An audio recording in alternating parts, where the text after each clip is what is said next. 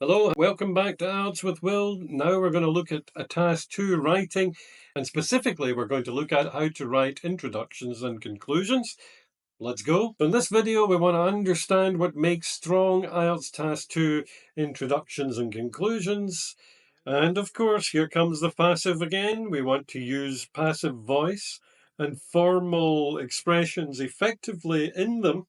And we'll look at a few examples, as usual, between a band 4 and a band 7.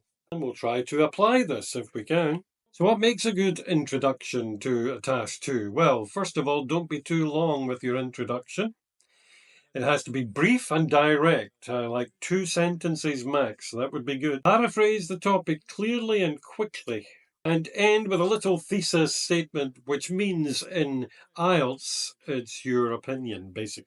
And you can use passive and formal expressions. So the introduction can be used to get marks. Look at the structure for the introduction. Here we go. First, background statement. So you just basically paraphrase the topic very quickly. Thesis statement. That sounds like a university essay, but in actual fact, in IELTS, just tell me clearly what your opinion is. All right, passive voice. Good phrases to use in your introductions. It is often claimed that, it is widely believed that, it is generally agreed that, and it is sometimes suggested that. So these are good phrases to use in your introduction. And you've got a passive immediately to impress the examiner. For example, introduction. Some people think learning in groups is good. Others prefer to study alone. I will talk about both sides my view. So it's very boring for me, and I never like sentences in essays beginning with some people. Too informal, repetitive, and lack structure, and boring, basically. Band 5 to 7, introduction upgrade. Band 5. It's believed by some that group study is beneficial, whereas others argue that independent learning is better. This essay will discuss both views and explain why I believe group work is more effective. So this has got some good things in it. It begins with a passive. That's good. And it's also got words like beneficial. It's particularly impressive because it extends the sentence with the linking word whereas. So it's got good points in here already. Let's try for a band 6, shall we? It's often claimed that collaborative learning improves understanding and motivation, while, joining word, others maintain that individual study offers better concentration. This essay will consider both perspectives and explain why I support group-based learning. Pretty strong seems to me, although it does look a bit long. But here's a stronger one. It is frequently argued that studying in groups enhances academic outcomes through interaction, while others assert that individual learning promotes deeper concentration.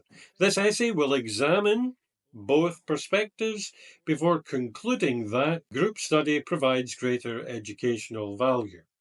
Okay, so the key here is to immediately improve with the passive voice at the beginning, and then you've got a linking word extending your sentence. Already this is good, and it's only your introduction.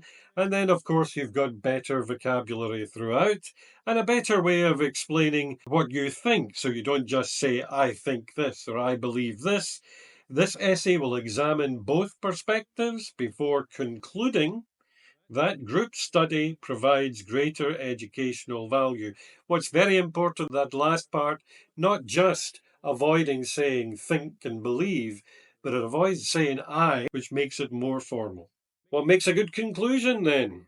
Again, direct and brief. Remember, your task 2 essay, the most important parts are these middle body paragraphs. So basically, your conclusion should summarize the key points, restate your opinion from the introduction. So you want to show at the end that your opinion at the end is the same at the beginning. Many students begin their essays saying they believe one thing, and by the end have changed their mind and say another. Don't do this. It avoids repetition. So let's have a look. Useful phrases for conclusions. Overall, the most significant factor is, in light of the above, it is evident that, quite like that one, on balance, it seems reasonable to conclude that. Let's go for a Band 4 conclusion example. I think group study is better because people, again a word you want to try to avoid, can help each other. That's my opinion. Okay, very basic, no grammatical mistakes, but it's not formal, and some very basic words in there, very general. People, you said I, which we try to avoid when we're being formal. Think is a very basic word. Lots of words we don't need. Too casual, vague, not structured. Here we go, band 5, 6, and 7. So as a band 5, how better is that? To conclude, both ways have advantages, but group study is more helpful overall. So it's joined this time with the word but, a basic linking word. You've started with to conclude, which is okay, but that's it. But nice and short. I don't mind short conclusions. Band 6, in conclusion, while individual study offers focus, collaborative learning encourages support and motivation. So notice the use of while here makes the sentence longer and you can bring more to it. Obviously, better vocabulary. Therefore, I believe group study is more effective. So immediately it's better, particularly that first part where you're using while and getting more information and more specific words in there. Therefore, I believe I would like to do better than that. Let's try 7. This example, look for any eyes or any people and see if these words are there. On balance, it seems reasonable to conclude that although individual learning may aid concentration, collaborative study fosters greater engagement and deeper understanding, making it the more beneficial approach overall. And if you notice how many sentences are there, it's one nice, long, flowing sentence, neatly put together, and there is no I, for example. Here's an alternative. In light of the above, it is evident that the advantages of group study outweigh those of studying alone, especially in terms of motivation and learning outcomes. I believe the phrase those of I showed in an earlier video if you check out my channel. It's a nice expression to avoid saying others or people, some people, something like that. Okay, so a quick introduction and conclusion video today, but summary introductions use the passive voice, paraphrase clearly, state your opinion, try not to say I think and I believe if possible. Conclusions, restate your opinion, restate your position, trying not to say I think and I believe, summarize the key ideas, and always try to stay formal. These expressions I've quickly showed you today for one reason, and that is they are formal, and if you use them, it maintains and improves the tone of your introduction and conclusion by bringing formality to the beginning and finishing with formality at the end. And remember these connecting words for coherence also. If you wish, here's a little homework task today. So you could write an introduction and a conclusion for this question. You don't need to write the body paragraphs. See if you can use these phrases that I've given you today, using at least one passive phrase in your introduction and one formal concluding phrase. Okay, so before I leave you, let's have a look at a little test, shall we? I'll give you 3 introductions and 3 conclusions. You can pause the video at any time.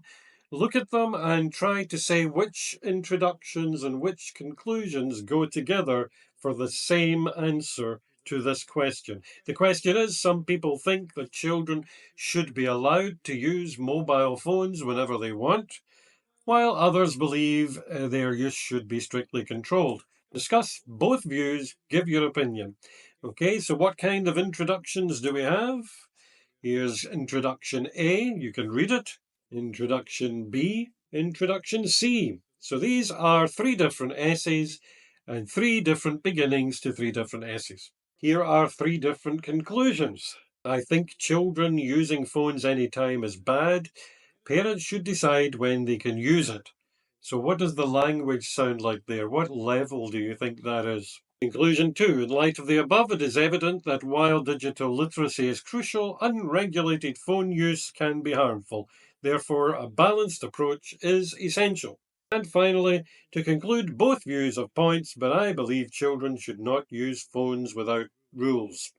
All right, so these are 3 introductions, 3 conclusions. Can you guess which introductions go with which conclusions? So you should pause the video, try to think about it, and think about why. Why do you think this? Okay, so if you want the answer to these questions, in a few days I'll put the answer in the comments below and you can check your answers and the reason why also. So in this video, we've tried to understand what makes a strong IELTS Task 2 introduction and conclusion. Learn little phrases that can help, but we want this formal tone. It's very important. And to do that, we want to use formal expressions and we want to use passive voice. Passive voice, most essential grammar. And we've looked at examples moving from band 4 to band 7. And as usual, we try to apply them, and it's your turn to try to apply them if you wish in the little tasks I've left you. All right, thank you. So if you enjoyed this video, please click the link and subscribe below. There are courses available. There's links for those too. I'll see you next time.